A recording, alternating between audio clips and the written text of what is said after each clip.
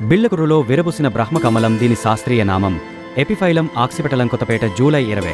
కొత్తపేట మండలం బిళ్ళకురు గ్రామం కముజువారిపాలెంలో డి వెంకటేశ్వరరావు వారి పెరట్లో ఉన్న అరుదైన బ్రహ్మకమలం ఒక్కసారిగా 15 పువ్వులను పూచింది. అవి శనివారం సాయంత్రం మొత్తం విరబూసి ఆహ్లాదకరంగా ఉండడంతో అరుదైన ఈ సన్నివేశాన్ని చుట్టుపక్కల ప్రజలు ఆసక్తికరంగా తిలకించారు. బ్రహ్మకమలం మొక్కను భక్తిశ్రద్ధలతో పూజించారు. సుమారుగా 5 సంవత్సరాల వయస్సున్న ఈ బ్రహ్మకమలం ప్రతి సంవత్సరం 30 నుండి 50 పుష్పాలు వికసించి అబ్బుపరుస్తుంది. ఈ పుష్పాలు సాయంత్రం వికసించి అర్ధరాత్రి సమయమున పూర్తిగా పుష్పం విచ్చుకొని సూర్యోదయానికి ముందుగానే ముడుచుకుని వాడిపోవడం దీని యొక్క లక్షణం. ఎపిఫైలం ఆక్సిపెటలం అనేది దీని శాస్త్రీయ నామం. ఇది వసంత ఋతువు చివరి నుండి వేసవి చివరి వరకు పుష్పిస్తుంది. ప్రస్తుత సీజన్లో ఎక్కువ పుష్పాలను ఉత్పత్తి చేయగలదు. ఇది ఔషధ గుణాలను కలిగి ఉన్నట్లు పురాణ శాస్త్రాల నుండి తెలిసింది. ఈ మొక్క సాంప్రదాయ వైద్యంలో శ్వాసకోశ వ్యాధులకు, రక్తస్రావం పరిస్థితులకు,